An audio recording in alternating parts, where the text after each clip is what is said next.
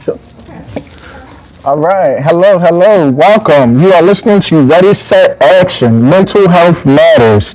And today we have a very special episode in honor of National Public Health Week. I'm your host, Alton, and every week on this show we talk about mental health. Not as something that happens to communities, but as something that lives within them. In the stories we tell, the rhythms we keep, the ways we show up for one another. Today's conversation is one I've genuinely been looking forward to because we are joined by two remarkable scholars and practitioners who have dedicated their lives to exactly that kind of work.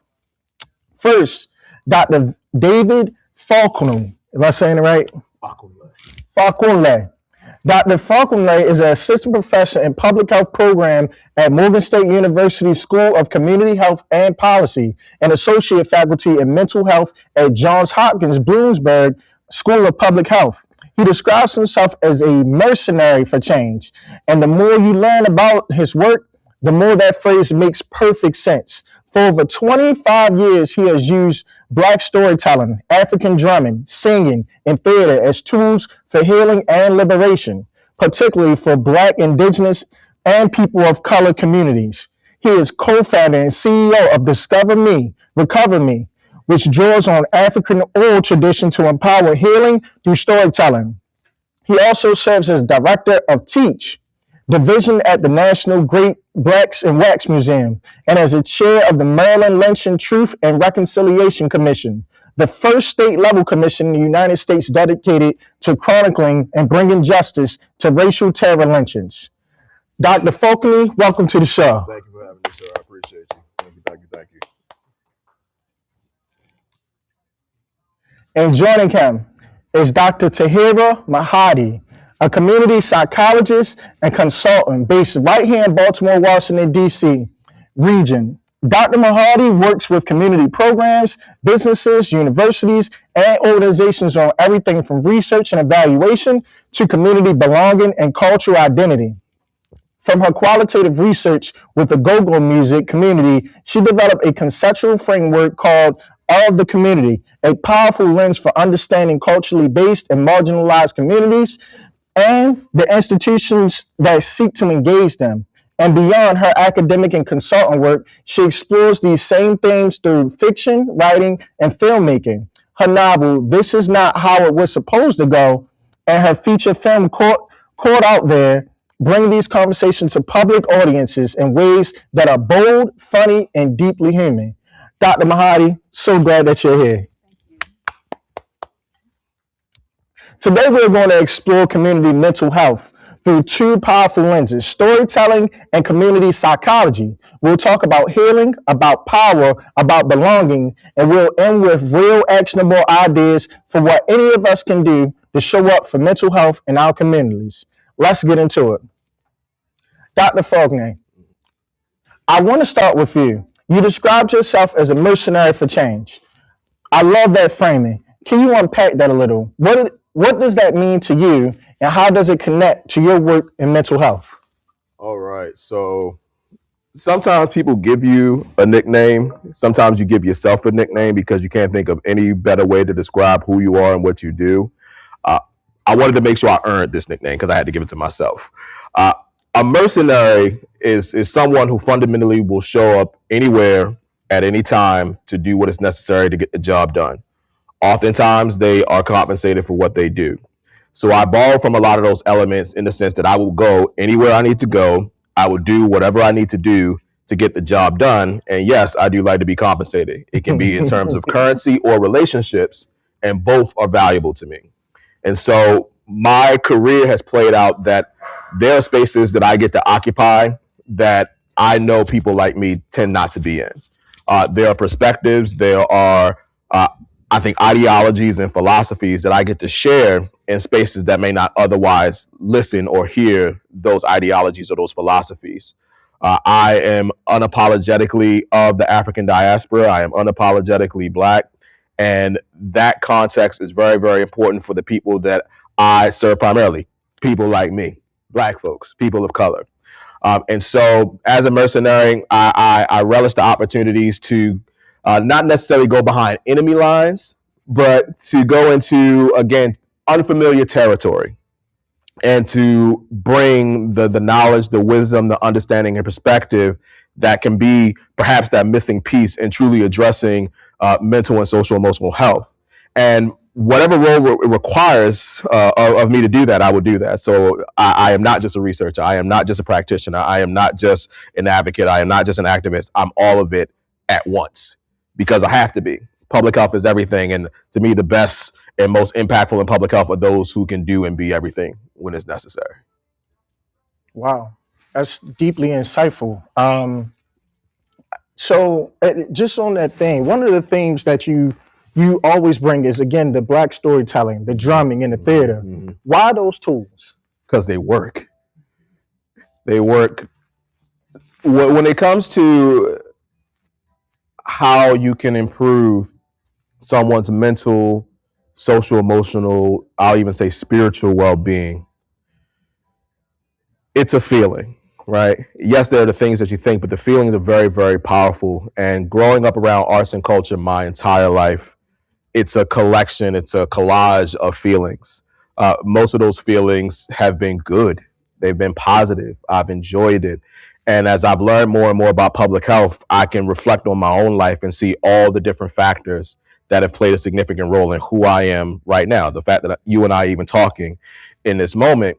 And so as I've learned more about the science, I've also had to rectify with that. You know, the fact that much of what I was trained to learn as a public health researcher doesn't necessarily reflect the cultural context that I come from.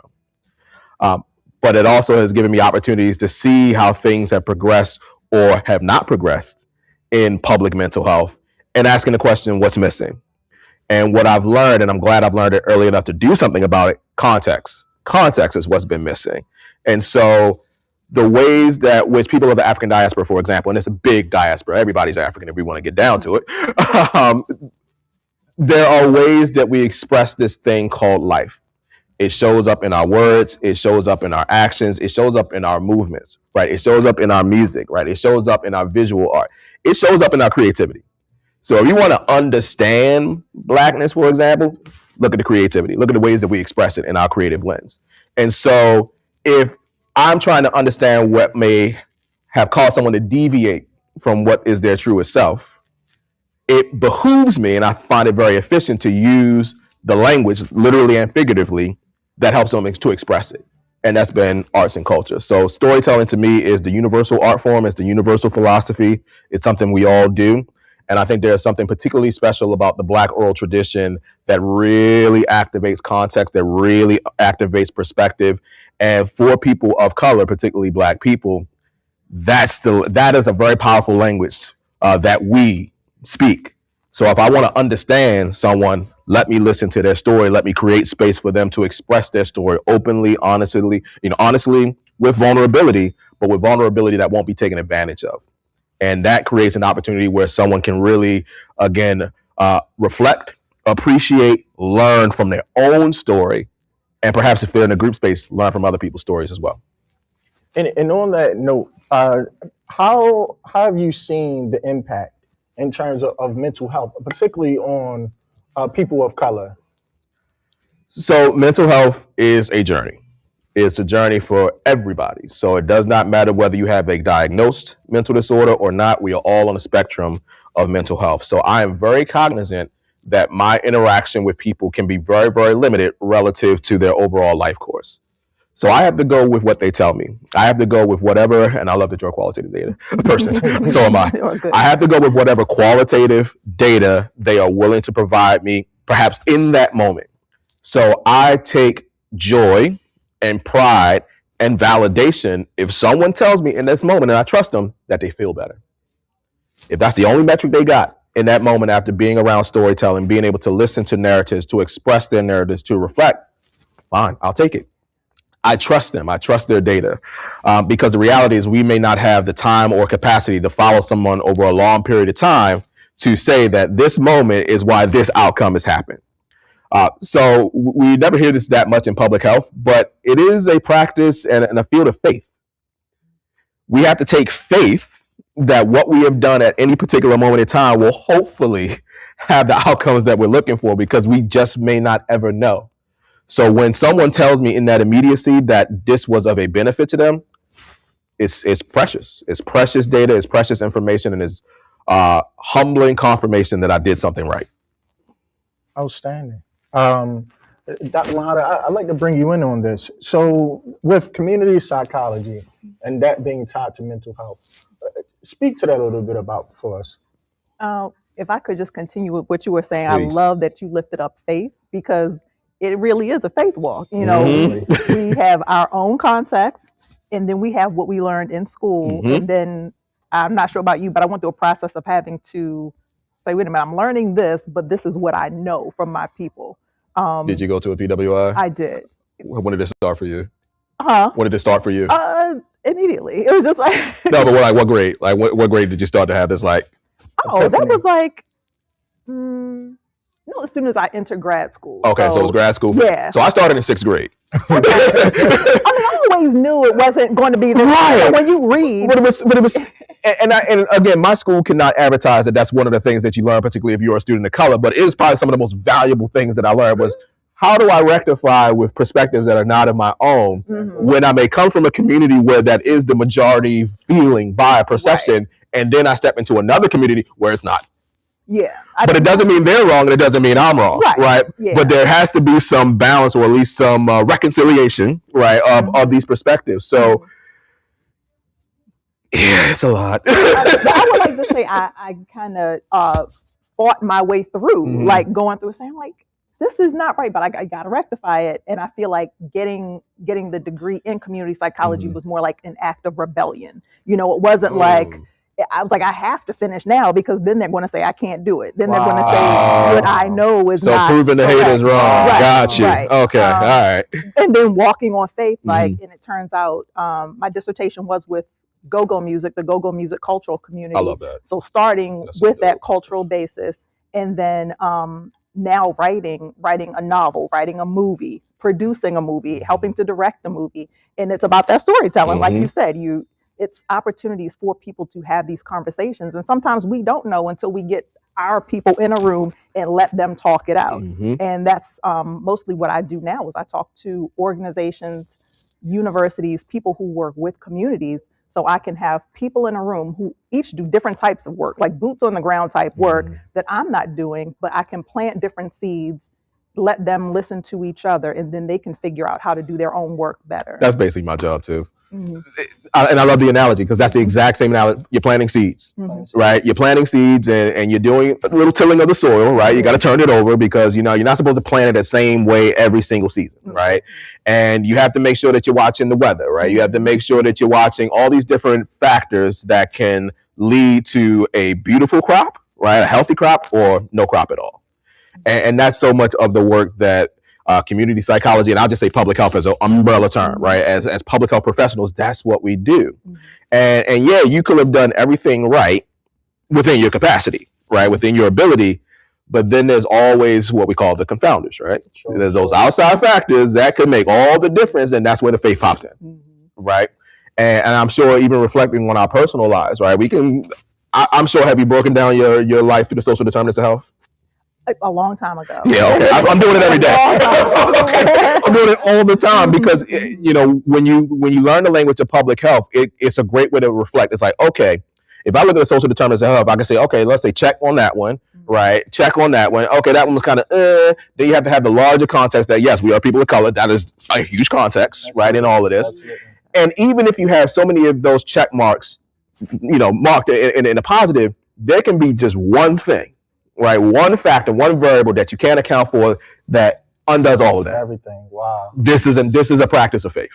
Wow. There's no way, because again, we just don't know. That's why we cannot be absolute in public health. It's about changing the odds in a healthy favor as much as we can, but knowing it still may not be enough. And so, speaking of that, as we're looking at, again, going back to behavioral health, mental health, nowadays, the younger generation, and the way that to reach them now is technology, right? How are we leveraging technology as a means to be able to communicate and to build mental health? Or like you mentioned, I can only imagine being at a PWI, I am completely different. This may be out of my element. In what ways are we able to tap in with these students or folks now? And I'm not sure. So my thing now is movies, but now I'm like, okay, how do I get people a certain age to watch a movie? Sure. But that's where collaboration comes in. So that's where if I know colleagues at Morgan State or at different colleges, I'll say, I got a movie. It's maybe rated R because of the language, but then I had to back it up to not making everything so scholarly. So I'm thinking like a scholar, but I got to like, wait a minute, let me collaborate with other people who maybe never went to college. Okay, what ideas do you have? And they know what I'm trying to do because we are speaking that same language. Anyway. So my answer to that is collaboration. That's how I'm going to do anything that I need to do in this field. 100%. 100%. Same thing for you, Dr. Collaboration makes so much sense. You are not supposed to have all the answers. You are not supposed to have it all figured out. There's too much for any one person to figure out. So you shouldn't see it as a challenge, but I think a reminder that you can't go along. I'm trying to think of the proverb. If you want to go fast, go by yourself. If you want to do it right, go together. Right. You know what I mean? 100%. And that's the whole point. There is no issue within public health, especially when we start to talk about disparities, especially when we start to talk about inequities, right? The unjust processes that leads to the inequalities, the unjust outcomes. There is no aspect of that large challenge, which I can tell you as a professor here, the overwhelming majority of my students, they're here because they want to address inequities and inequality. That is why they're here, right? And it's usually reflecting some element of their own community. I get it, because usually we are driven to this because of our story. So in order to even attempt to mitigate, right? Let's just say you're trying to stop it. Right? Let's just start with stopping the unjust systems and outcomes, let alone start to undo it, right? You got to do it with other people. Right. And even if we think of from the unhealthy standpoint, none of these systems that may be oppressive, suppressive, repressive, none of them were built by any one individual, right? And they weren't built in one day. So the opposite logically is true. And I think certainly for me, that gives me a sense of calm and a sense of peace. It's like, okay, if I can do my part to the best of my ability and recognize those moments where I need somebody else to fill in a piece of the puzzle, bring a color to the painting, if we want to use the artist analogy, right? Bring a different note to the song. Okay. That's what I'm supposed to do. So I relish the fact that I'm at the point where I can be the farmer. And even moving beyond the mercenary thing, I've figured out a new nickname for myself. Just because it seems so appropriate. I'm a celestial body. And this is what I mean by that. If you think about a celestial body, whatever comes to your mind, a star, a moon, a galaxy, the universe, one of the common denominators that they all have is gravity, right? Which creates orbits. So much about the work of public health is getting the orbits the right way. Wow. So that is all flowing together. But because I get to be a touch point here at Morgan, in the city of Baltimore, places outside of Baltimore, I get the opportunity to say, oh, you're a star. Let me move you right there. Oh, here's a moon. Let me move you right there. Oh, here's a constellation. Let's put you right here. And to see the opportunity for them to all operate in the same orbit. That's where we get the holistic health, where mind, body, spirit, wallet, environment, both built and natural, right, all flows together, and you're getting the best chance for people to be the best version of themselves. And that's all I want. That's all I want. So the collaboration is imperative. Like there's no other way around it. 100%. And you touched on so much. I want to kind of go granular a little bit and talking about just the household, right? The traditional household. Oftentimes in communities of color, dad isn't present. Sometimes it's single mom working a job, you name it. And so now we have children that's being raised in this type of climate, this type of environment, right? And then again, they may be first-time college students, realistically, right?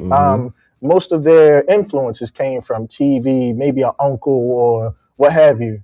But again, with that, how do we build that? How do we build their knowledge or their consciousness towards, again, if we're talking about ideas on how to grow or how to attach themselves to thinking outside the box, because they again, we're judging based off of social determinants of health, but they don't know what that is. Like, right? Like, how do we even get to that point? Like, at a granular level, how do we reach using mental health, using psychology, using storytelling, using filmmaking? How do we reach these people?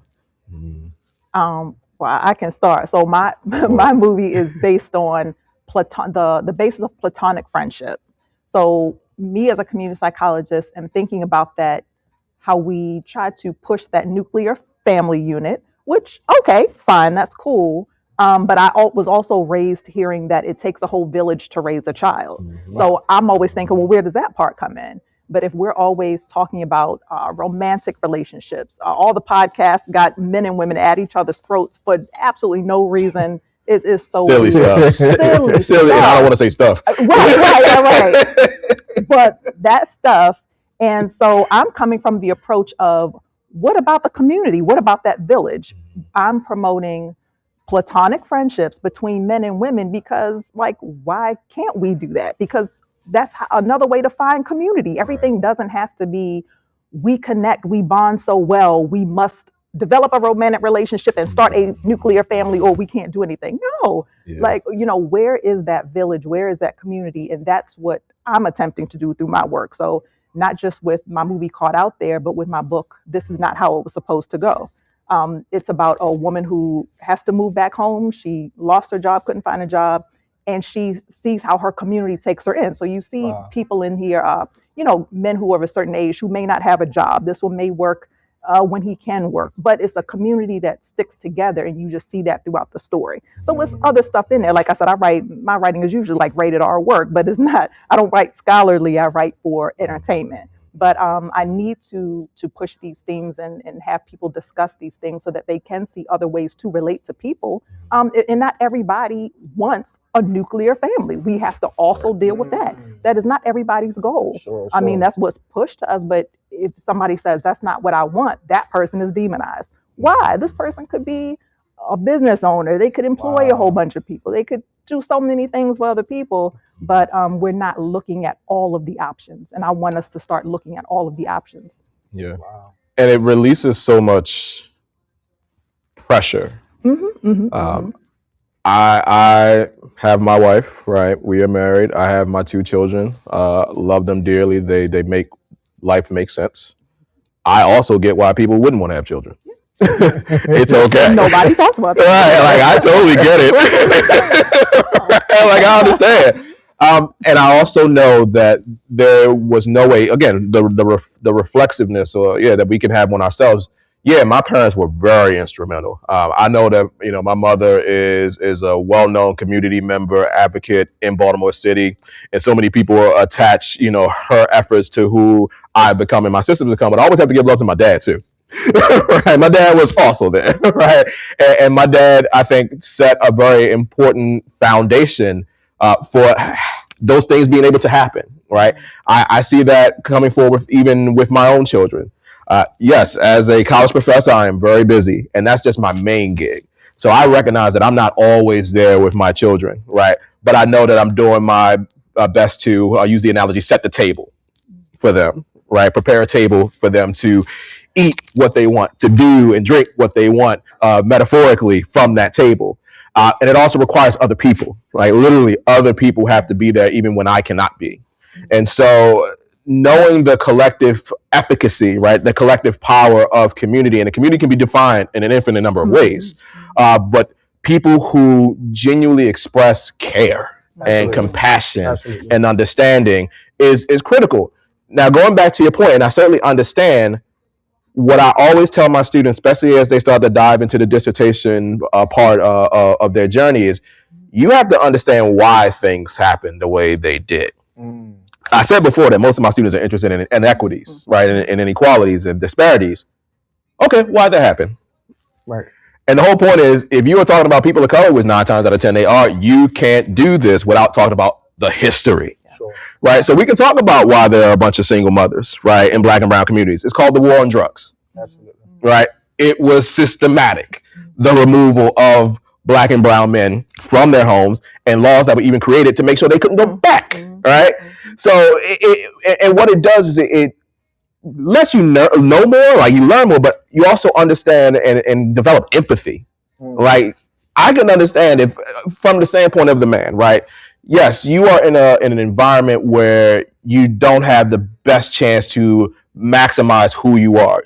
You are almost pigeonholed to do something that is considered by the system illegal, right? Which sets you up for the carceral system. Okay, you go through the carceral system, so you're literally taken away from society for who knows how long. They're targeting you simply because of the color of your skin, right? So then you get out at some point, but now they're saying, oh, well, you can't go back home, right? Because if you go back home, we're going to make sure that any benefits that that your family had, no, they can't have them, right? They have to choose between you or the benefits. Wow. Could you understand like how someone would feel, right? If a system is basically forcing you to stay away from your own family, and the mistake that you made was almost pigeonholed to begin with, like it was almost like an inevitability because of the environment that you were in. So yes, that was a lot to know, but it also develops empathy and understanding and compassion. Like that whole setup sucks. And there's millions of people across generations for whom that is their story.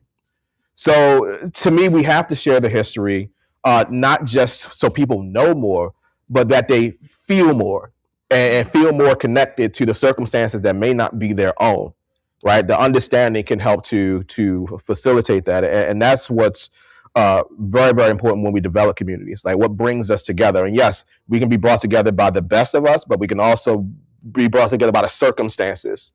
And we can't be naive to that. 100%.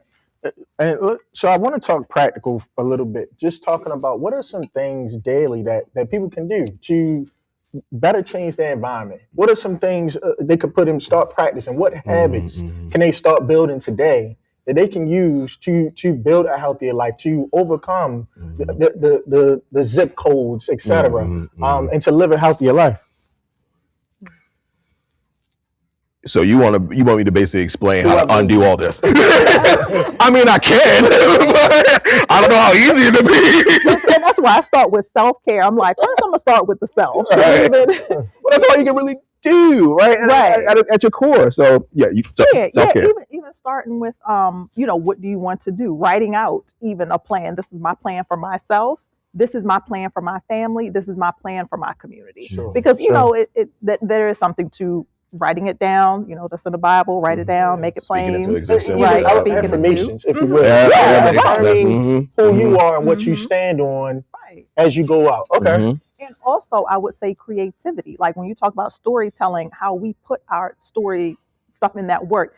Unfortunately, that phone now has that's another thing designed to keep us just in here and not out here. So I mean, trying to do events, do more things that are outside, do more things that are not necessarily doesn't have to be free, but something that's low cost enough, but something where people can come together to experience one another. Was another reason that I do storytelling, book writing or filmmaking. What is an experience people can have collectively?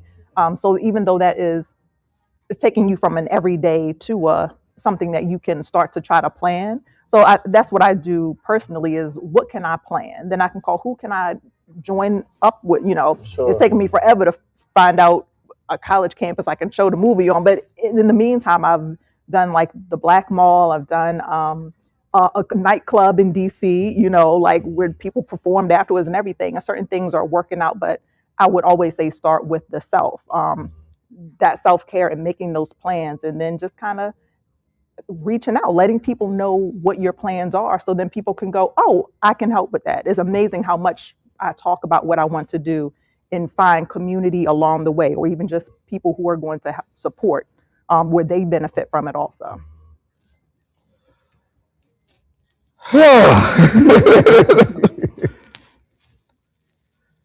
So I'm going to keep going back to the thing that we recognize in public health, that there's so much outside of our control. And I will say, for your self-preservation, for your own sanity, for your peace, know what you can change and know what you can't. I learned this in the rooms of Narcotics Anonymous in support of my aunt's recovery. She's been clean for 41 years now.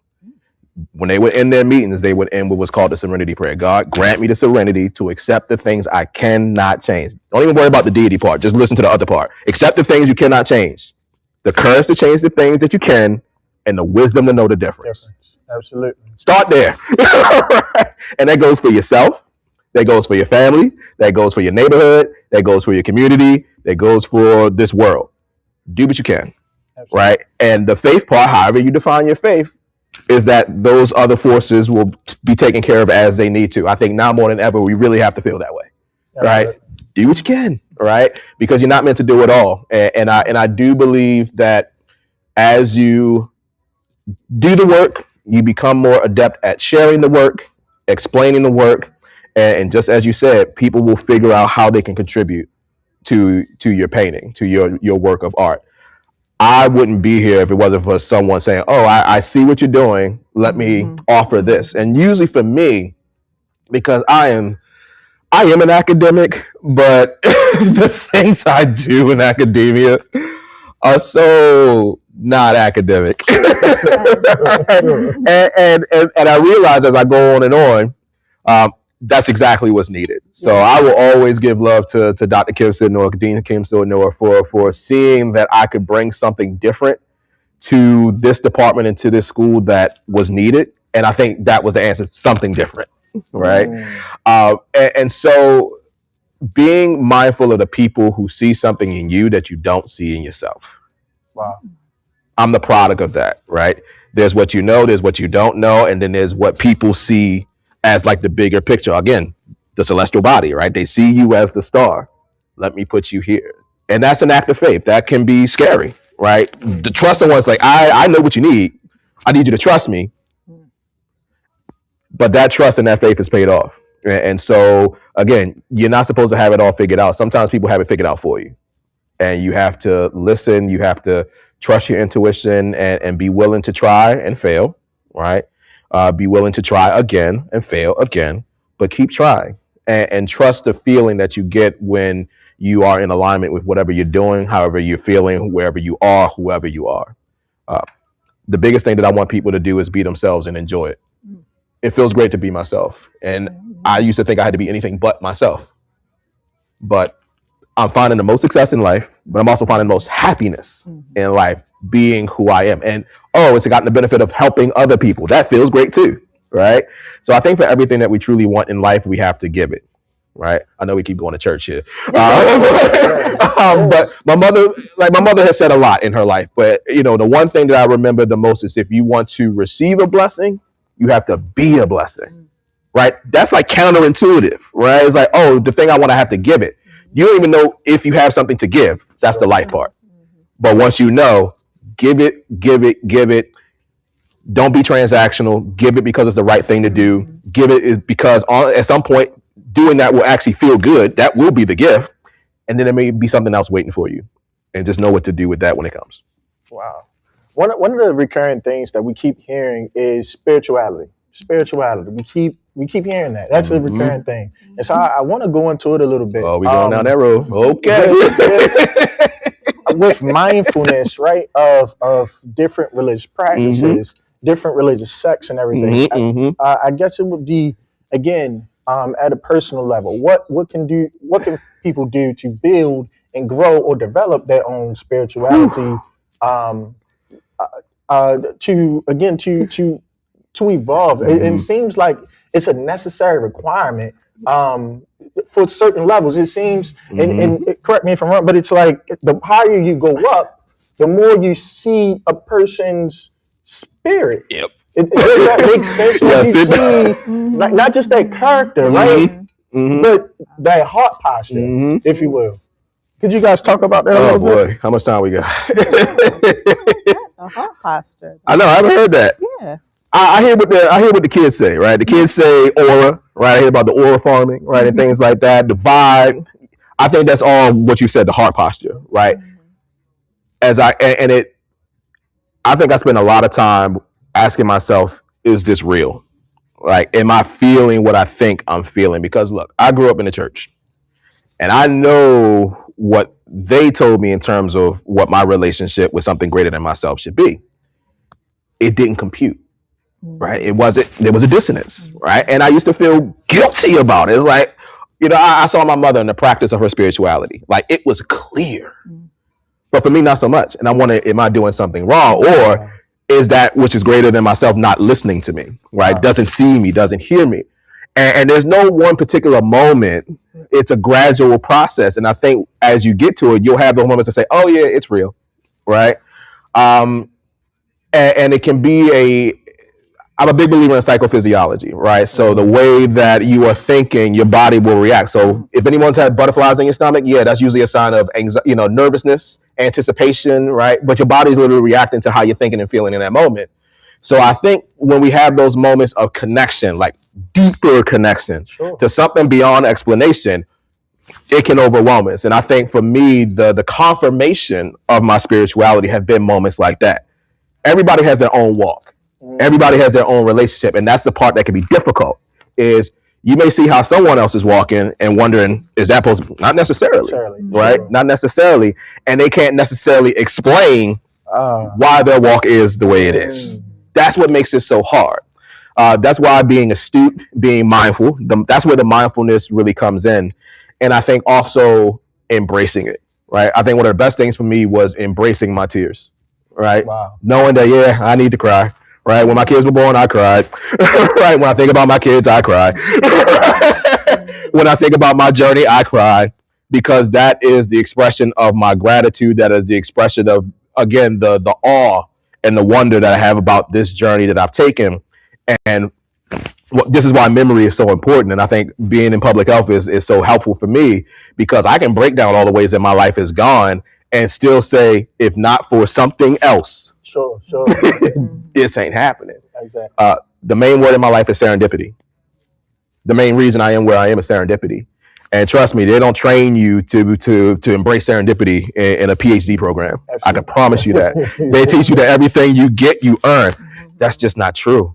And I wish more students knew that. So I'm telling you now, there's going to be stuff that you figure out, and there's going to be other stuff that you're not supposed to figure out. Sure. There's going to be things that happen that you did, and there are going to be things that happen because it was supposed to happen to you and for you in the way that it happened. Wow. Just embrace it. Don't spend too much time trying to think it, because trust me, I'm a notorious overthinker.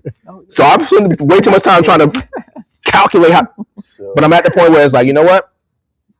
Thank you. Right? Thank you. And to express my gratitude by trying to do the same for others. That's the part that I enjoy about wisdom.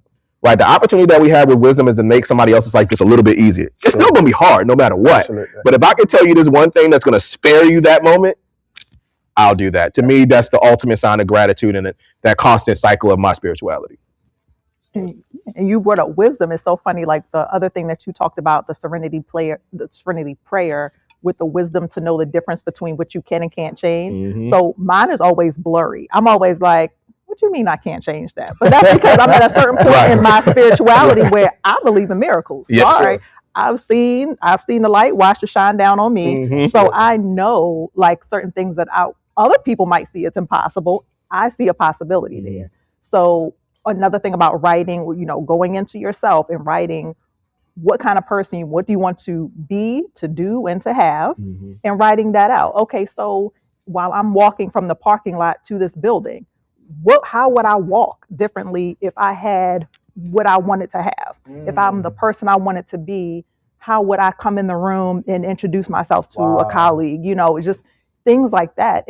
But I've learned that from reading. I would love to, just to do more book clubs, or just getting people together to discuss real good, juicy books, just so we can have like crazy conversations, because reading trains the mind in a certain way. I think reading helps us to be more open to spirituality. And it just does something different with the mind. But spirituality is so important. And again, talking to other people and knowing what that's like to feel somebody out. Having those online interactions is one thing, but it is different once you really want to be in tune with your environment. You can feel sometimes like, nope, this is not the room for me, or this person is smiling in my face, but no, me be a little bit. Sure, that takes practice and practice trying to connect with something larger in yourself that also lives within yourself. Absolutely. And I think the miracle part is certainly, again, the reflection on ourselves. Because yes, this is a miracle, right? All of you are miracles. Right? Like we can like break it down numerically if we really, really wanted to, right? You are one of currently 8 billion people on this planet. You are one of probably 100 billion human beings that have ever existed in the duration of humanity. Like, you know, we can talk about, you know, the birds and the bees and how that happened. Like, you're the one that made it through. Like, you are literally a miracle. Okay? Absolutely. That's hard to do. Right, exactly. Like, existing is very hard to do. Living is even harder, right? That's a miracle, right? Being in this space, and I honor every single person that's here. That's a miracle. Like, if we break down every single thing that we do in a particular day, and when you know public health, you know all the things that can, I'll be a little dark, all the things that can kill you. 100%. Right? You see what I'm saying? Every day is literally a miracle. Now, I can understand why it doesn't feel that way on one day or another, but in the grand scheme, it is. And so, to me, it's the connections with human beings that remind me of that, right? Those are the moments that I think give space for that feeling. I describe it just like love. Jill Scott said it's that feeling you can't wash away with soap. Yeah, that's pretty much. I can't describe love anyway. Like, that's kind of what it is. Right? It doesn't go away. And so I will also say this is where context is very, very important. Looking around this room, I'm going to venture to guess that we represent lineages that have dealt with some type of oppression, suppression, or repression. Right? I'm going to uplift the lineages that I represent, not just the Yoruba of Nigeria, but also an American descendant of slavery. There is no possible way that, given all the history of what people of the African diaspora in the United States of America and in the New World, the Western Hemisphere, have navigated for 400 years, and to still be here, right? Exactly. And to still be as connected as we are. Exactly. That first and foremost, that there isn't something greater than ourselves, 100%. But that muscle of spirituality hasn't been worked ad nauseum for people of the African diaspora. Absolutely. So, you know, we talk about epigenetics. Maybe I should say epispirituality, right? That's been passed down. Now, the extent to which it manifests and to the extent to which it shows up, we can explore that. But it shows up, right? It shows up, and it can show up very strongly, right? Very pronounced. And again, I keep going to church. I've been to Catholic church. I've been to Baptist church, right? I've been to Episcopal church, right? I've been to African churches. There's a difference. Okay? I'm just saying. There's a difference, right? There's things that are. There's a difference. Just take a Sunday when you get a chance. Just see the ways that, again, faith is practiced, and don't get caught up on the religious part. Focus on the spiritual part. Absolutely. Right? And there's something about that intensity that, to me, yes, there are people who do fake it. I understand, but more times than not, you can't fake that. You can't fake it. And I want to take a moment just to open it up for anyone who may have questions in the audience. Any questions? We explained everything. There we broke it down. So clearly we're doing a wonderful job. So then let's continue. Oh, we got one? Okay.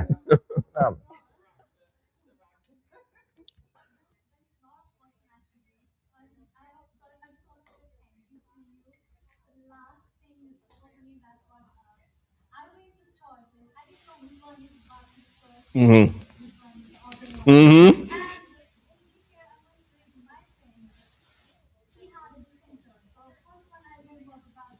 Mm-hmm. Oh, you want to watch night? Yeah. So she saw the Holy Spirit. Mm-hmm. And I was finding that very different, and it was like 12 o'clock. Everybody was ready to greet New Year, and I was like amazed. And I told people, the other church people were singing calmly.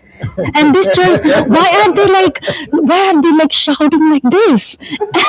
And literally, I didn't tell this with the friend I was going to. I messaged another friend of mine who was not attending. I was like, oh, this is the way they put their like emotions on. This is the good thing. I was like amazed, and I'm a Hindu. I've been grown up as Hindu, but my family was like open to every religion, and this like helped me to connect with people and to respect other religion. And I don't want to say like I'm Hindu. I said when people ask me like what is your religion, I pause, and when I if I have to be specific, I only use it. I'm Hindu, but I'm like I say this. I'm Hindu, but I'm open to every religion. I see the positive aspects of that, and I follow it. And yeah, you brought it and you said it so nicely. I'm so glad, and thank you for this podcast. Thank you, everyone.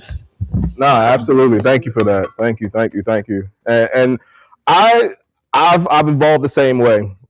Again, I grew up in the Baptist church. I also alternated between my dad's church, which is an African-oriented church, but still under the Christian faith. Um, but again, the more I learned history, the more I just thought, right? So my father is Yoruba, right, from Nigeria. Before missionaries came to Nigeria, most Yorubas practiced their own religion, right? The Yoruba religion. And to show you how powerful that practice of faith is, it literally shows up all around the world. So if you've ever heard of Santeria in Cuba, that's the Yoruba religion, right? If you look at some of the indigenous practices in Brazil, it's the Yoruba religion. Like there are essences of it that have dispersed all across the world. And even my name, Fakunle, it comes, another variation is Ifakunle, which is the house of Ifa. Ifa is a Yoruba god, Orunmila, the god of wisdom. So at some point in my family's lineage, they also practiced this. Even if they stopped because they adopted another religion, the intensity of the spirituality doesn't go away. Right. Spend 2 days in Nigeria and you will see how spiritual those people are. Right? It may be Christianity all over the place, and that's because of again the imprint of colonization. Let's call it what it is. But the ways in which it happens, the vibe in which it happens, that never changed. Right? The God just changed. Right? But the practice fundamentally didn't. Right? The intensity didn't.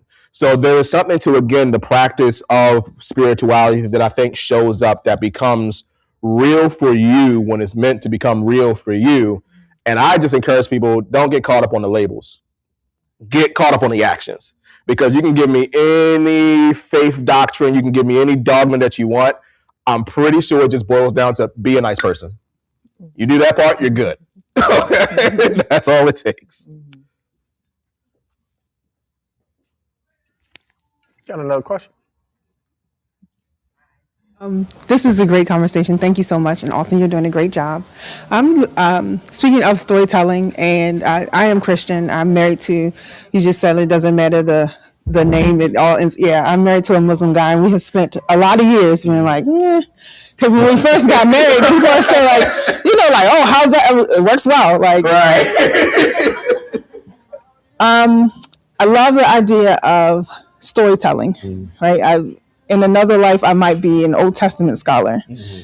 Could you talk a bit about how, to Alton's point, like how we are making it through time after time, but could you talk a little bit about how storytelling can be grounding, especially in times like right now when there's a lot of uncertainty, which I feel like that's the fake thing to say because there's always a lot of uncertainty in our communities. But I'm just curious, like, could you talk a little bit about how we are or have been grounded in storytelling, whether it be from a faith perspective or otherwise?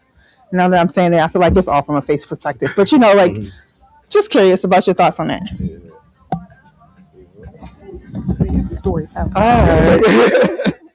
So storytelling is universal. That's the first thing to say. So every manifestation of humanity has some form of crafting narrative and expressing it. So I always remind people to look at storytelling not just as the art form, but look at it as a philosophy, right? Because how you tell the story is infinite, right? We are telling a story being in this space right now, right? Your ensemble is telling a story. Our hair tells a story. Our jewelry tells a story, right? We are telling stories whether they are implicit or explicit. It is grounding, right? Because if we are telling stories about something connected to ourselves or connected to the collective, we feel that, right? So tools of storytelling are like the voice, right? I talk a lot, as you've probably figured out during this. But not everybody needs to talk, right? There are people who tell stories with their bodies. They're called dancers, right? No matter what kind of storytelling you do, you are activating your mind. So Dr. Mahdi and I have been thinking this entire time, although we've been talking a lot as well. Storytelling is a thinking person's activity, no matter how you tell the story. But ultimately, what you generate with storytelling is imagination, right? Because we have the chance to see the ideas in our own mind, and that's the point. It is not necessarily meant to be the exact same, but ultimately connection. Storytelling is tried and true as, to me, the best approach, the best methodology for connecting with another human being. Because if you are human, which I'm going to presume every single person in this room is, and if you communicate with other human beings, you are a storyteller by that very rule. The difference that I look to encourage is be an intentional storyteller. Know that when you are expressing narratives, there is a clear message that you want to deliver. So I can assure you that during this talk, Dr. Mahdi and I have had clear messages that we wanted you all to know, no matter what the actual words we said, right? Even if we said no words at all, we'd figure out a way to convey that message. Filmmaking, right, is one way, right? Books are another way. Even scientific papers are a way. Trust me, I have definitely put forth some messages in my peer-reviewed journal articles. Like, it's possible, right? It's possible. And that, to me, is philosophy, right? Certainly adopting the language that needs to be adopted, certainly being attuned to the audience that will consume the story, but still having that moment to say, ultimately, this is what I want you to know. And that's consistent across whatever platform, whatever medium I may have to use. So I encourage people to find what works for them. But no, every story has a beginning, a middle, and end. I know y'all knew that. Every story has characters. It has settings, right? It has a plot that navigates from beginning, middle to end. It has challenges more times than not, and it has resolutions more times than not. And as long as you're focused on what your audience is able to receive, and you talked about young people, right? You have to be attuned to your audience. So what do young people need to see? What do they need to hear? How do they need to feel in order to receive the message? If you do that, your messaging will be effective, your storytelling will be effective, and when you get to a certain level of comfort with your voice, literally or figuratively, for your storytelling, that's where the fun really begins. Because then you get to be. To me, storytelling is the ultimate mindfulness. Because you have to be mindful of literally the moment and time and space that you are in when you are telling the story. The message may be consistent, but everything else is a variable. And you don't have to be afraid of that. Quite the contrary, embrace it, right? Because it allows you to shape your story in a way that best allows your audience to receive it. And you did ask about grounding, and I think getting together with other people to tell stories and listen to stories helps give us context. And you talked about context, which is just so important for, there are always a lot of things going on in the world, like uncertainty, but it does feel a little bit different now. I mean, like you can say, oh, we're Black, we've been through this for, 400 years. Like, yeah, but it's a little bit different. So it's not until I'm in a room and then you're like, y'all are, yeah, for a little bit. Then I can go, okay, good is not just me. So sometimes that grounds me, because sometimes all I need is, good is not just me. Or sometimes all I need is one more person. Okay, good. I'm not alone. I'm not alone. And that is a grounded thing. Yep.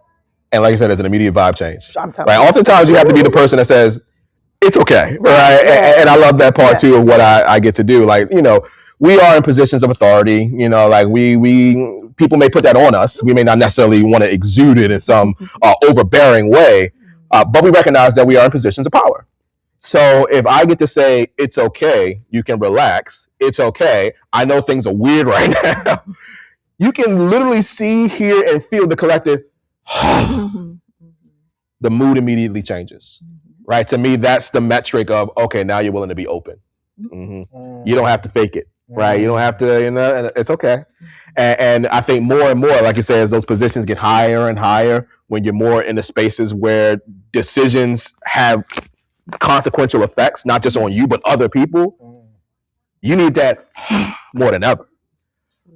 But my experience is that's what people are looking for, but they're so wound up that they couldn't imagine being the one saying, you can relax now. You can bring your humanity into this space. Like, I don't need the titles behind your name, right? I need you. they'll do it. That's the other part. If you create the space, more times than not, people will walk right through and say, "That's what I've been looking for," and then the real work gets done. Because now we don't have to worry about the awkwardness anymore, right? We don't have to put on airs, as they say. Like, no, this is real people with their abilities and skills. We get it. Things are a little right now, right? But let's get to work and make it better. Wow. Oh man, so many different things that got covered. Has everyone asked their questions? Just want to make sure. I think so. You guys have spoken so much, and one of the things I've definitely heard, even more so about vulnerability, that didn't get brought out and ushered out. We will have to pivot. I would love to talk about it, but we'll go back and just recap. So we talked a little bit about mental health. We talked about community. We talked about storytelling. We got an opportunity to explore some of the young people and what tools it is that they can use. Right now, really, we just gotta have a call to action for uh, uh, what all it is that we walk out of here with, and for our streamers, our viewers as well, about things that can be done, what we can do, especially when we are seeing uh, frankly, just instability, if you will, in so many different areas. Um, Again, grounding yourself back into your storytelling, adjusting your spirituality, walking by faith, the serenity prayer, all of these different tools and resources it is that we have that really need to unfold themselves on top of our communities in order to structure them and strengthen them to make better decisions. Thank you so much to our lovely guest. And keep on mispronouncing this, but get me right. Dr. Fakunle Yep. and Dr. Mahdi. Thank you guys so much. Appreciate you. Thank you. It was wonderful. Hey, man, y'all did actually.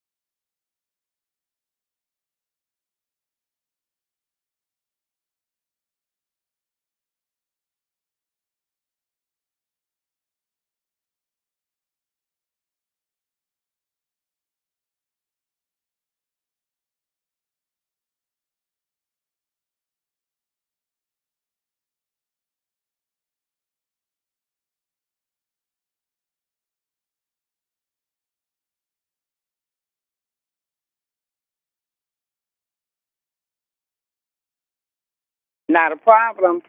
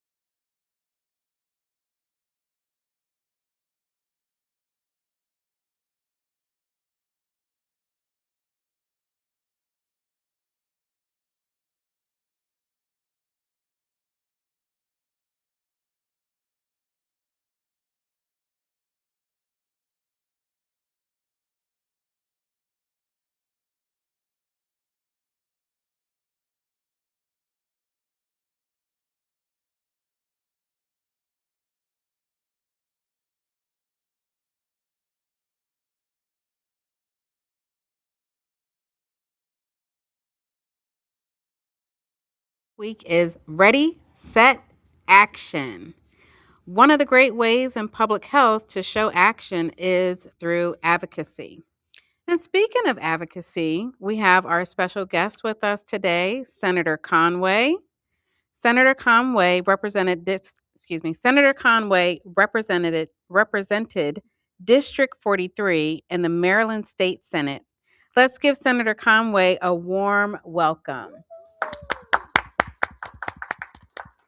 Thank you. No, good afternoon.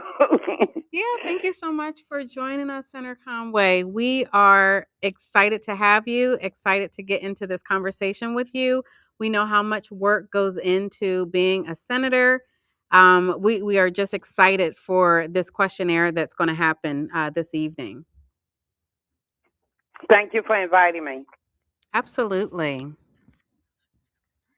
All right, so if you don't mind, we're going to go ahead and get started with the questions. The first one is, from your perspective, why is it important for public health professionals and community members to engage with lawmakers, especially during something like National Public Health Week? Well, it's important because we need to know, they need to know what the problems are from our perspective in terms of, race, location, etc. Okay. And the next question is, when you think about the biggest public health challenges in our state, what role do you see policy and funding playing in addressing them? Well, actually, it's two sides to that particular question. One is on the national front, which is DC, and that would be the Medicare portion, and medical assistance would be the state portion. And many times, medical assistance is funded by the feds, state and federal. Okay, thank you for that. And can you describe what a typical interaction looks like when a constituent or advocate meets with you about a public health issue? You're saying what is a typical interaction? Yes, ma'am. With one of your Well, constituents. it varies based on the situation and the question that's relevant to that particular area. Because, like I said, Medicare, of course, is funded by the federal government, and medical assistance is funded by the state, with some monies coming from the feds. Okay, thank you. And what makes an advocate or a visit especially memorable or impactful for you? I'm sorry. You say what makes a member or advocate what? When there's an advocate that comes to visit you, what makes that advocate or the visit especially memorable or impactful for you? Well, all of them are memorable because they're your constituents, and of course, you want to be able to assist everybody with their issues. Sometimes it's possible, other times it isn't, but at least you can hear from the constituents' perspective exactly what's happening to them and what the problem area perceived by them would be. Okay, thank you. And when advocates do meet with you, what are the most helpful things for them to bring to the meeting or do in that meeting? But you said when an advocate visits, what is the best things to bring? Yeah, so when someone comes into your office to visit with you, what's the best thing for them to bring with them or to do in the meeting with you? Well, no, we just need to know as a legislator, you just need to know the specific area that they're focusing on to see if it's feasible or possible for us to correct it legislatively. And has any of the constituents or the advocates have they brought things in for you, like literally for you to see what's going on in the community? Have they in the past brought things? No, Yes, most of ma'am. the time they do. They explain exactly what the problem they are experiencing. And like I said, Medicare is federal, medical assistance is state, and mostly it's funded by the state, but the federal sometimes does put some money into the medical assistance program. Okay. And the next question is, what are some common mistakes or misconceptions people have when they first start talking with lawmakers? You say, what are the misconceptions? Yeah, some common mistakes that people may make or some misconceptions that they have when they first start that initial conversation with a lawmaker. Well, it's hard to say misconception. Most of them don't understand that. I mean, if it's just about legislation, it's really and if it includes money, the obstacle always is budget. You know, how much money will it cost? If the money is there, then we can do exactly what they need to have done. If it has to be appropriated, many times the state does not have the funding to appropriate certain things to certain areas. And is there a way for the community to find out how much funding is available, or would that just be discussed at the meeting? No, you can always find out how much funding is available because you would have to look at the operating budget for the state, and you know that's public. You just have to go in and look at the budget, and you'll see the various departments of the state what their actual funding is. You know how much was granted for that particular agency. Okay. Okay. And from your experience, what are the elements of a strong ask when someone is requesting policy change or funding? You said, what is the what? I didn't hear you. What's a strong ask? Like, what is something that they should definitely ask about when someone is requesting a policy change or funding? Well, if you just need a policy change, the policy change is really not the issue in many cases. What is always the obstacle is how much money it's going to cost to make that particular change. Okay, so if it's It's more a of budgetary issue more than anything. okay, so if it's more of funding, so the policy change is not as important as getting the funding. Well, they're hand in hand. See, if you want to change a specific item or a specific issue that you want done, it's always feasible that if we make those types of changes and the legislators currently that sit there, if it's not budgeted, it's normally what the problem is. Okay. And do you think that you can walk us through how an idea from a constituent might move from that initial conversation with you into an actual bill, amendment, or a budget request? No, it'll be both because the bill itself, if you're requesting a bill, for an example, to increase medical assistance funding, okay, the bill itself is perfect. But when you draft that particular bill, they're going to give you the physical impacts of the bill and what section, the bill is focused on, whether it's the seniors, whether it's middle income. They'll look at all of that because there's always a cost to every bill.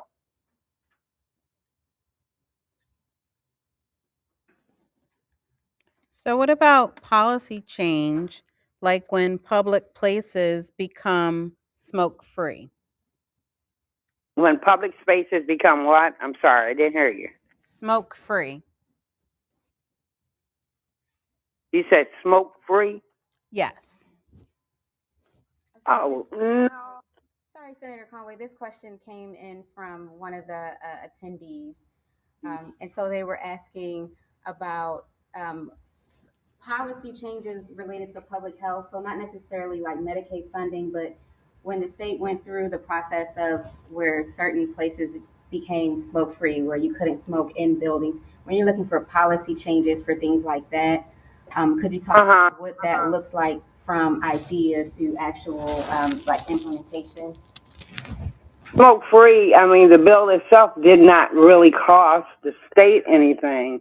It cost those businesses because they had to put in the necessary functions and filters and etc. to make that particular area smoke free. It was just a mandate by the state because it appeared to be healthier for the public and individuals to be in a smoke-free environment. Thank you. So, next question is, how do you and your staff use data, stories, and evidence from public health professionals when you are making decisions? I'm sorry, I didn't hear the question. You said, how is it what? Yeah. It's like a feedback that I got that time. Oh, that's okay. How do you and your staff use data, stories, and evidence from public health professionals when you are making decisions? Well, normally, I'm Senate passed, but normally during my tenure there as a state senator and as the chair of the committee, the legislative office and the bill drafters draft the bills. You tell them the type of bill you want, the focus of the bill. Now, the problem with the bill, and it's an excellent bill, it could be the cost because they also estimate a cost associated with the implementation of certain things that the state is requiring. Oh, very interesting. So how do your staff have you been in any situations where you had to use a story to tell the story to get the bill passed?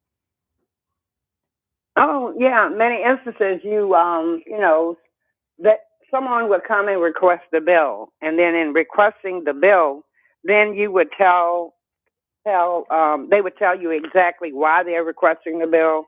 It could be something that happened to them medically, or it could be another issue regarding, why they want that particular bill. And if that were to happen, the constituent or the advocate is giving you the story, but they don't have any hard data on that. Who do you reach out to get the data? Uh, well, various places, when they research the bill or draft the bill, then legal counsel will take and look at the bill, and they'll look at the history, what the impacts are, and then they'll make a estimate of what the cost of the implementation of the bill is. Okay, thank you. So the next question is, what does it look like to build an ongoing relationship with your office rather than just showing up once? And I believe that Okay. that would be like for Okay. one of the And you have to advocates. remember, I've been there a long time, and I am now not in the legislature, but just based on my experience, it's really not very difficult. The only thing is that everything is really time consuming between the session and or the committee hearings. And most of the constituents that would come, they might come prior to, or they might call the office because they were interested in a specific bill. And at that time, they can show up at the bill hearing, and then they are allowed to testify and give the information relevant to what their situation is and why they are requesting the bill and what impacts it has on them and their family. Okay. So the next question is, how can public health students and practitioners stay engaged with you between legislative sessions or big hearings? Well, hearings, you automatically have to sign up for them. They've become so sophisticated now. They have timelines. One day you could come, in the past, you could come and just sign up. If you go to mga.gov, it gives you all of the instructions now of when you have to sign up, where to testify, when the bill hearing is going to be here, which committee the bill hearing is going to be heard in. And I think they give you a timeline to actually submit your testimony, and if you have not submitted in a timely fashion on the day that you signed up to testify, you can leave it in the committee at that day, and they will read the testimony, and then they'll make a determination when they vote if they want to use any or make any amendments to the bill based on our constituents' testimony. Thank you. Thank you for that information. And you said that was mda.gov? MG. MGA. Thank you. Maryland General Assembly. .gov. If you go to the Maryland General Assembly page, it'll give you all other specifics on, which committees, where the committees are, where the bills are going to be heard, the date the bills will be heard, et cetera, et cetera. And it tells you the committee, the time, and it also normally gives instructions as to when you need to get your written documentation in. Okay, thank you. So most of us in this forum tonight, we are in the public health area at Morgan State, taking classes. What would you like to see more of from public health advocates when it comes to bringing forward community stories and solutions? No, and I'm saying we as we in the past, but currently, any legislature loves to, for the public to come in to support the bills or suggest the bills. And even some of the bills that are drafted by the legislators, one of the advocates might have requested it, and it goes to bill drafting to be drafted. And of course, it has to have a senator or a delegate's name on it. But because, for an example, if you requested the bill and I sent it to bill drafting, Of course, I'm going to do the introduction of your bill, but you would be one of the many witnesses testifying on the bill to tell them why the bill is necessary. And then after that hearing is over, then the specific committee the bill went, they will vote to determine whether or not they're going to pass the bill and send it to the General Assembly floor. Okay. So if someone listening today wants to take one concrete advocacy step in the next week, what would you suggest to them? Within the next week? Okay, what are we in? We're in March. But so you're running close to the end of session, so it becomes harder and harder. But it depends on whether it's a crisis situation. The bill drafters could still potentially draft the bill if it's a crisis. And then, of course, it would be assigned to a committee, and they would have a bill hearing on it. But the later in session, it's harder to get your bills through because the timeline won't allow them because they are inundated. When I said they, I mean the bill drafters and the lawyers that kind of look at the bill and draft the bill out for you. And after the bill is drafted and printed, it's introduced in the Senate. And let's just say hypothetically, that's where it's going to start. And then you'll have a bill hearing in the Senate, and you'll, testify on the bill, or you bring the individuals that support it. In many instances, you'll have individuals opposed to the bill, so it's always two sides to every bill. So if the bill makes it out of committee to the floor, the Senate floor, the bill is then voted, and the bill has to go to the House, and basically predominantly the same process. It gets assigned to a committee. They don't have to draft it, but it gets assigned to a committee. They have a hearing in the House if the bill came out of the Senate, and then they would determine in the House if they would pass the bill out to the floor to be voted on third reader. Once the bill is heard by committee, it goes to the floor. That's the first reader. Second reader is when you're attempting to vote on it, and third reader is the final vote.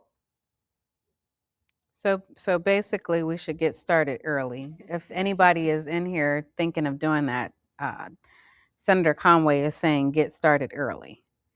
Yeah, and Senator, go ahead. I'm sorry. But you should get started early because it takes a while. It's a process because if you're interested in introducing a bill and you have a senator or a delegate to introduce the bill, it takes a while for the lawyers to draft the bill. So you're waiting for it to come to bill drafting, and then it's referred to a specific committee. Once it's referred to the committee, it is in that timeline that they make a determination on when they schedule that bill for a hearing. Interesting. Very interesting. All right. So our last question is, how can people stay informed about public health legislation and know when their voice could make a difference? Well, a lot of the public health issues, of course, are on the news and in the papers. Others are, if you just really needed to know what is in the legislature, you can go to the Maryland State Legislature and you can see the bills in the various committees, or you can actually look up the bill online, under the Maryland General Assembly. So if the health bill, it's going to go to a health committee. If it's finance and relevant to money, and sometimes the bills are jointly referred because it might be a health bill, which means it's dealing with the health occupation. But if it's a budget, and it's normally they put a fiscal note to every bill, and contingent, sometimes they will assign that bill to the main committee, but they will also assign it to the finance or budget and tax because there's a cost to the bills. So sometimes bills are jointly referred.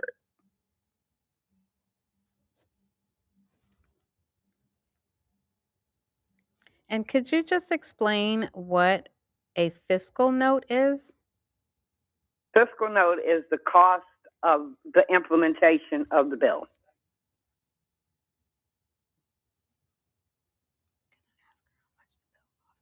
Just one more question. How much does a bill actually cost? It depends on what the bill is and what the bill requests, what the bill is designed to do. You see what I'm saying? Okay. Some bills don't really cost anything. Other bills, when you're changing a process within a department or with, it costs money to implement certain bills. So some could be, It's either going to cost the state money or it's going to cost the private industry money. And see, that's when they, most of the time when it's a large fiscal impact to a bill that you're requesting, that's when they oppose the bill, because the first thing they'll say is, well, we don't have the money to do this. okay, understood. Okay. Mm.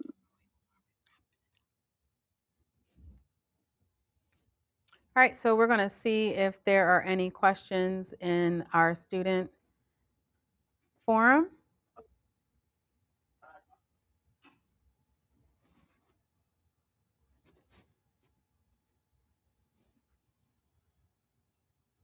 So if you have any questions about advocating for policy, funding, from that could be answered by our state senator here. Former state senator. Former state. Look, I'm still trying to put you back in Annapolis. I'm sorry. No, but that's fine. Once a senator, always a senator. But I'm not actively a senator right now. I'm busy advocating for Morgan. And we appreciate that. Yes. Any other questions? Senator Conway, can you hear me? Yeah, I can hear you. Okay, wonderful. So when it comes to introducing a public health topic to a lawmaker, to a legislator, what is the best kind of information to share? I certainly understand that when it comes to budgetary issues, for example, it's always good for something to save money than cost money. But outside of that, what can help to convince a legislator to buy in to a potential bill or set of bills to address a public health issue? And what would you want to know about the public health issue itself? Well, you say what makes a legislator buy into the issue? What could help? It depends on what the issue is and what the fiscal impact, fiscal, F-I-S-C-A-L, fiscal impact is. And sometimes when the bill carries a large fiscal impact, the first thing the state is going to say they don't have the money. You see what I'm saying? So sometimes the bill's not implemented right away. They may put it off maybe to the next fiscal year. Although the bill passed in a particular year, the bill may not be implemented. Take the next fiscal year when they feel that they would be able to manipulate and put the funding in the budget to implement that bill. Thank you. You're welcome. I have a question. When we Sure. for the bills that have to be, you said they have to be introduced or sponsored. I think the word was by a senator or delegate. When looking for somebody to kind of take that role to want to sponsor your bill, should you look potentially at your own district where you live, or should you kind of look at voting history to see who might be most likely to get on board with what you're proposing? How does that work in trying to find the right person to sponsor your efforts? You usually request the bill sponsorship from the representatives that would represent your district. But in some instances, what you would probably do is talk to your representatives. If your senator or your delegates does not necessarily sit on that committee, and of course, if it's budget, like budget and tax on one side, appropriations on the other side, sometime after you discuss it with your legislators, they might suggest that you have somebody on budget and tax or somebody in appropriations to file the bill for you, because they sit on the committee that will finance and fund that bill. Thank you. So it could be your senator, your representative, but they might attempt to, and the person who wants the bill sponsored should attempt to also get somebody from budget and tax to or appropriations on the House side to sponsor the bill because of the fiscal cost. We're going to have a fiscal note. Thank you.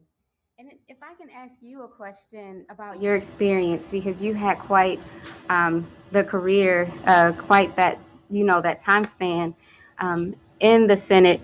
What kept you coming back, so to say? What was it about lawmaking and policy work that made you want to keep doing the work for the time that you did it? I guess because I was always what you called a social worker, and you could kind of see the impacts that it had on certain communities. And many individuals, especially people of color, didn't have a lot of individuals advocating for them, especially with the issues that were impacting our communities. But I didn't start in the Senate. I started in the Baltimore City Council. I was the first black that was elected in my district, woman and black, elected to the city council. But I only stayed in the city council 1 year because my senator at the time was John Peaker. So he resigned and I took his place, and I had to run the following year for the state senate. Wow. And what was that experience like, going straight from city council to the Senate? It wasn't that much different. Actually, I liked the city council better because in the city council, you're actually closer to your constituents. Mm-hmm. The further you move away from them. You understand, because your job function is a little different when you move.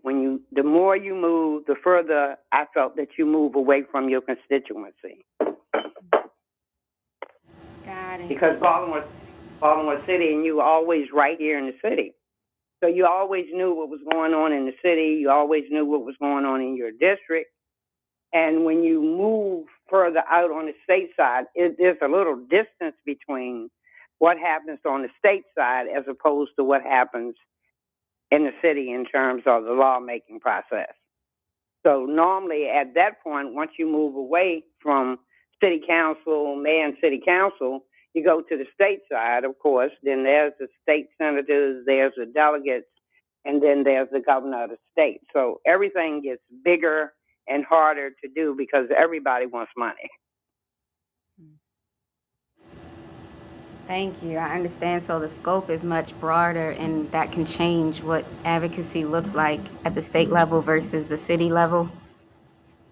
It does change. Yeah, you had to advocate a little harder because you're in a much larger space and you are serving more constituents as opposed to just being in Baltimore City.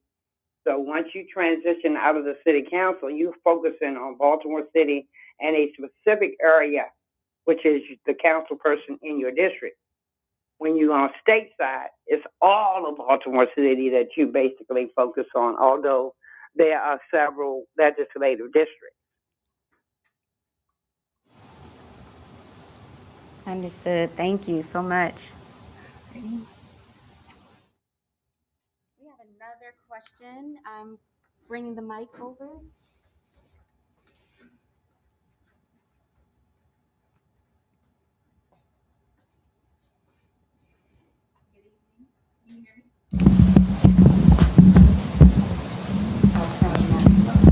Okay.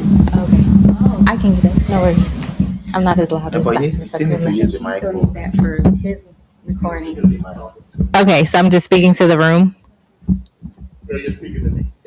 Okay, so my question is, good night, former Senator. My name is Janadra Harvey, and I'm a DRPH student here at Morgan State University. No worries. I'm coming. Sorry. So speaking in this. We have this mic for the Zoom and then that mic for the recording. Good evening, former Senator. Good evening. How are you? I'm doing well. Pleasure to hear from you. My name is Janadra Harvey, and I'm a second-year DRPH student here at Morgan. And in the room, we have a variety of undergrad and graduate students. So my question to you is, what suggestions do you have for students who are considering a career in policy who may not be coming from a political science or history background? Thank you. Well, you don't necessarily need to come from a political science or history background. See, my motivation from day one when I went to the city council was to help your constituents because you know the problems in the city. And the city, of course, was much smaller than the state. So you focus on those problematic areas, you see, that impacts the city.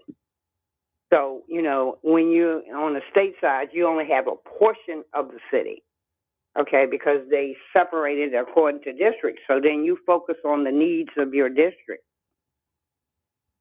That would be the difference.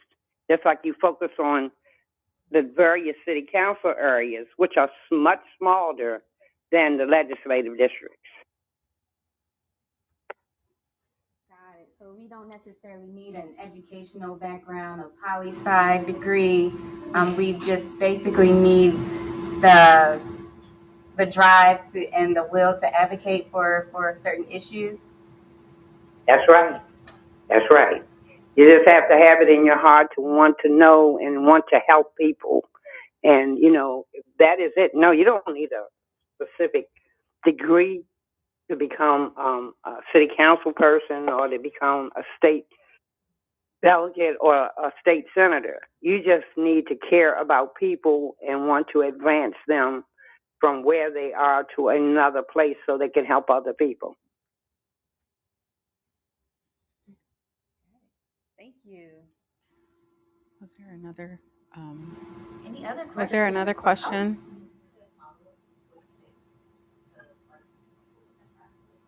Oh, and so, okay, so we have somebody in the room who wants to run for office, right? So, besides getting a campaign manager, what kind of tips might you suggest for somebody who actually wants to go on that journey of getting elected? Well, okay.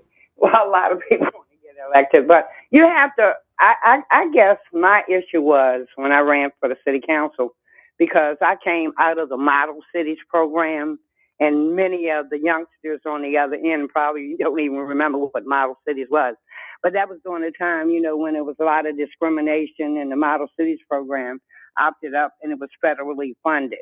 So it was all about helping people, you know, to become educated, helping people with their children, helping people to keep their children in school, helping those residents, you know, to show them how to get funding to send their children to college, et cetera, et cetera, et cetera.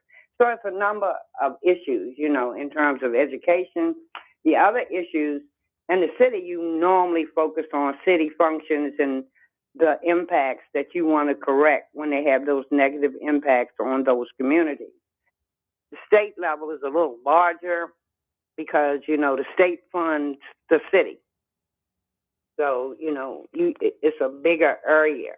So that's why everything is kind of broken down into different committees and budget and tax, finance, you know, education, health and environment. So it's a total different arena because, and of course, it's more money. You need more money to accomplish what you're going to accomplish. And many times it's dependent on the bill.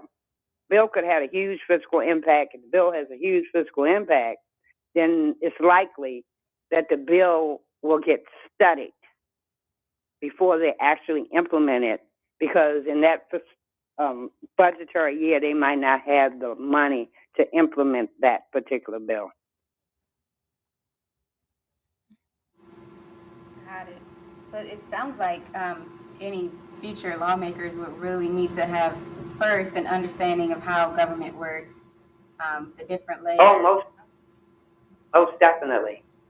And see, the city gets state funds. The city also will get federal funds, but then it's the feds who have all the money. Not the city, it's not the state, it's the feds. And of course, you know, here lately, it's always been a huge deficit on the federal side. But most cities and states get money from the federal government. Got it. understanding that structure. You also mentioned having a drive and a passion for helping people in advocacy. And I can imagine also creating connections, the ability to have conversations and nurture connections with communities and constituents is an important skill set as well. No doubt. Yeah, you have to have those connections because you might know personally what you think the impacts are. And, you can see what certain impacts are, but your constituents are the ones that can really fill in all the blank spaces in terms of what else is happening based on a particular situation or a particular bill. It's the constituents who allow you and let you know. So they come and testify on the bill. They either say they're opposed to it or they support the bill. Many times they support the bill and they're good bills. And a lot of times the bill will pass, but the bill won't get funded that year because it has a huge fiscal impact. Got it. Thank you. Any other questions? Any other questions? Oh. So when providing testimony towards a bill, what's the best way to deliver that testimony? Is it orally or in written form or both? Did you hear that? She said when you testify, submit written testimony, but if you want to testify in person, you have to come and sign in a specific timeline. They'll tell you the timelines that you have to sign in to come in and testify on the bill in person. But you can, however, submit written testimony for a specific bill that you're interested in. And after the bill hearings are, your testimony or your position on the bill will be in that particular bill file, and it will be considered. All right, thank you. Do we have any other questions? We're on a roll. The questions now. Let's see.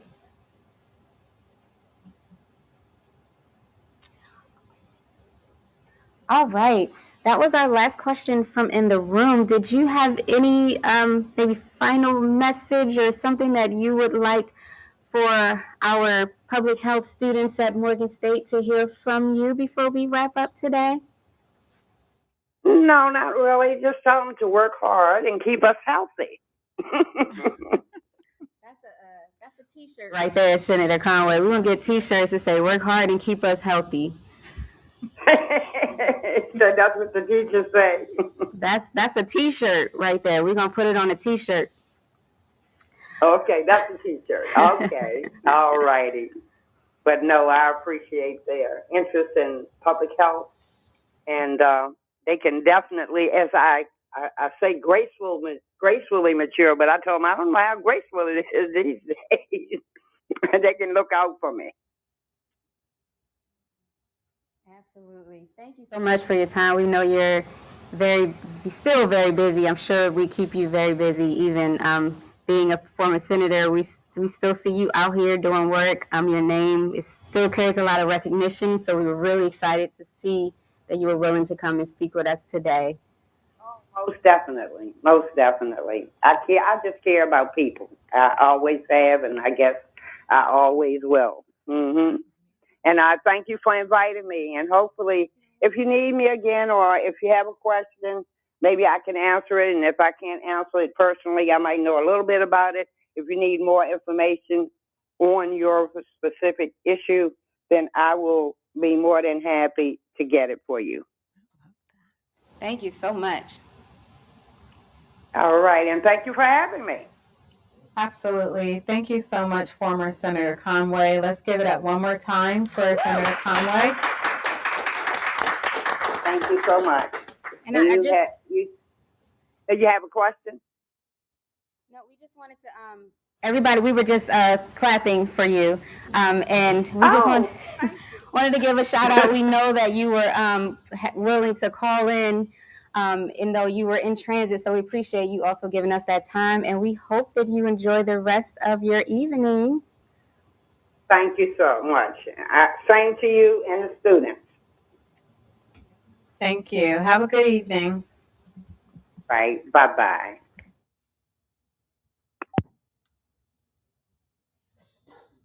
Thank you, guys. Thank you for the questions. Thank you for interacting. I'm going to hand it back over to Dina. Yeah, thank you all for being here, asking questions, being engaged. It was really exciting. We were supposed to go till 6:30, but we went. Senator Conway moved through those questions kind of quickly, so we have time for actually more cookies, lemonade, and water if you're interested. We can also continue the conversations and networking that we started earlier, getting to know our classmates and learning more about each other. We have pretty much students from every program, undergrad, master's, and doctoral here today, so that's a really great mix. So let's continue the conversation. Thank you. So very quick, just to use my platform with research. That's true. And then we'll start making our way to